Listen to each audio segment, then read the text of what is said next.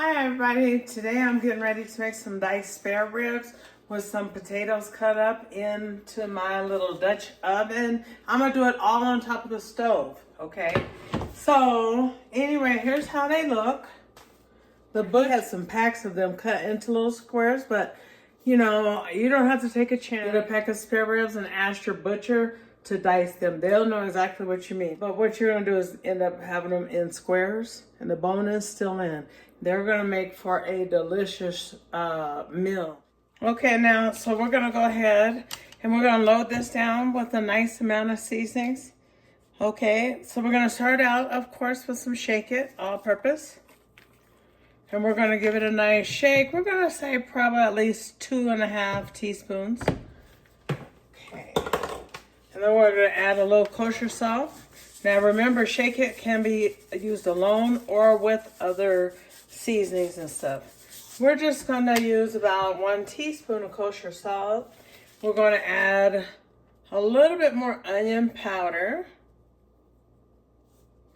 And so I would say that we done sprinkled in about 1.5 teaspoons. Now we're gonna go ahead and do about 1 and then 2 teaspoons of garlic.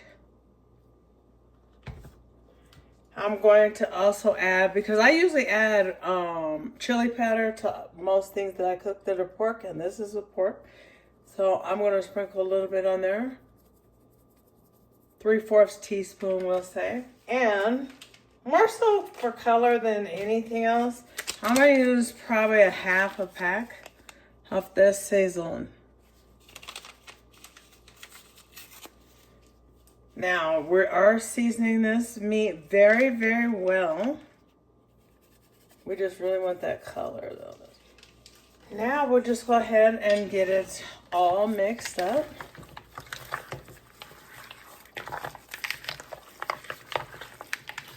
Now you should be able to smell your food by now and see if it smells off, giving off flavor, or if it smells like nothing. This is giving off plenty of flavor. So I, as a person who, I've been cooking more than not even more than half my life, basically came out born cooking, okay?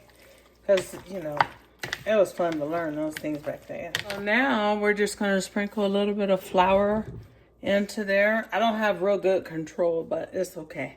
We'll see. It should come out to what I want it to be anyway. About there, 1 1/4 teaspoon.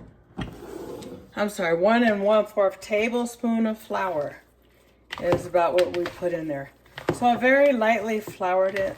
You don't need no heavy flour for this particular way we're going to do this dish. So to my Dutch oven, I'm going to add a little bit of oil, probably about 1.5 tablespoon of oil.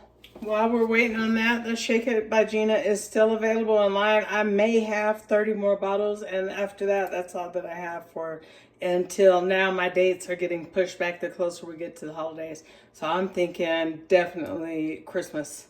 Well, before Christmas, but gift time, hey. So we're just gonna go ahead and begin to fry these little diced pieces. And they're bone in, the bone is left in. So they're just regular spare ribs, just diced on down.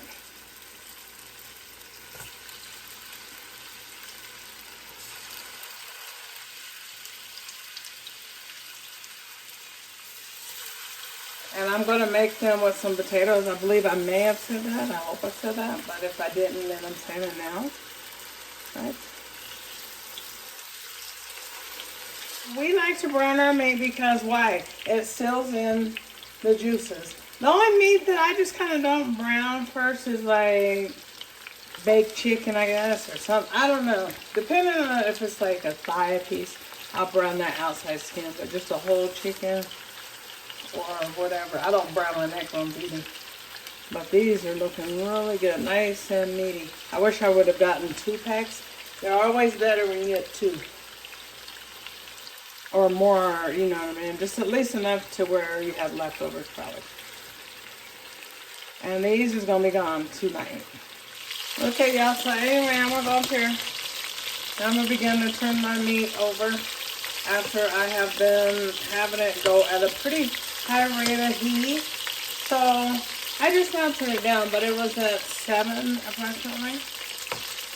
So you want to turn over your meat so that the next sides can go ahead and they can brown up as well.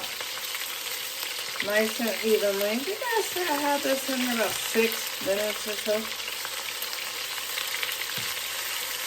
And this is some tough meat, so this is going to take some patience. Oh, we're going to put some love up in this pot.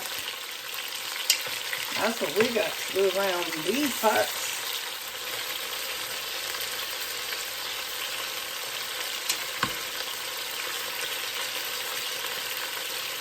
Here's how your little meat should be looking.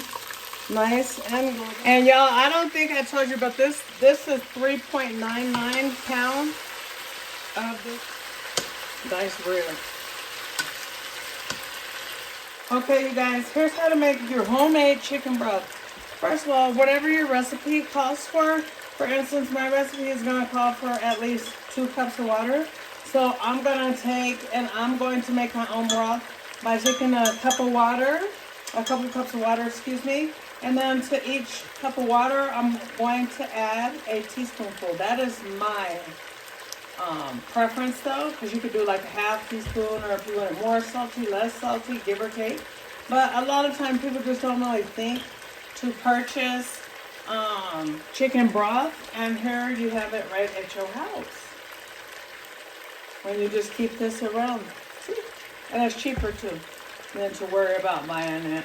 And so now that our meat has been nice and seared up, I'm going to add to the meat about 2 to 3 cups of water. So far, I'm at 2 cups. Now, I'm going to add an additional cup.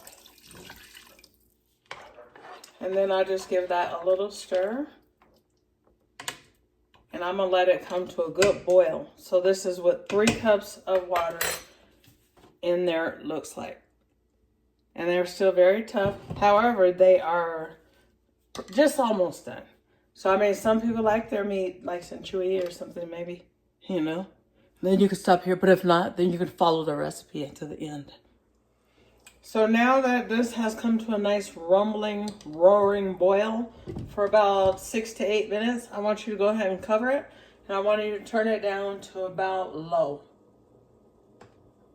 And we'll just let it go for at least 2-3 hours. I mean, if it's me, it's going about 4, but we'll see where it gets us in about 2 hours, okay?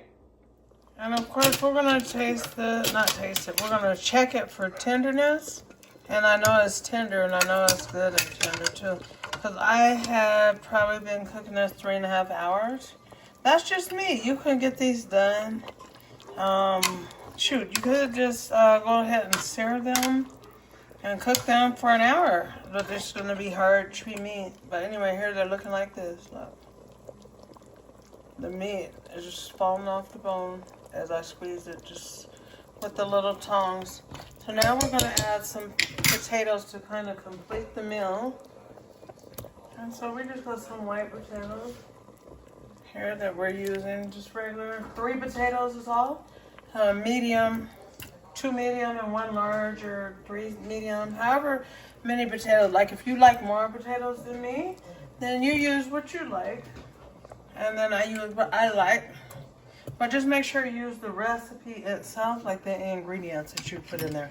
Shake it. All-purpose seasoning is still available on my website. I only have, I think, about 30 cans left. I'm going to just let it kind of stew down now that I've added the pepper. I'm going to keep the lid on, and I'm going to let it go ahead and cook on about 4. Yeah, about 4.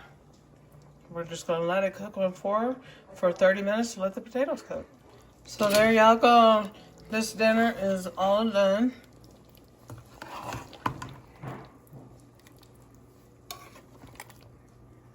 So this is a labor of love type meal.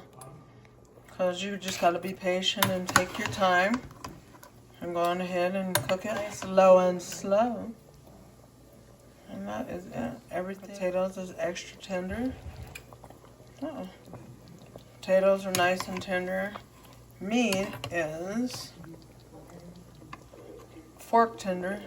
If I squeeze too hard, it's just going to come off. Like we seen when we added the potato. Anyway, it's going to be delicious. So you guys enjoy the recipe. God bless.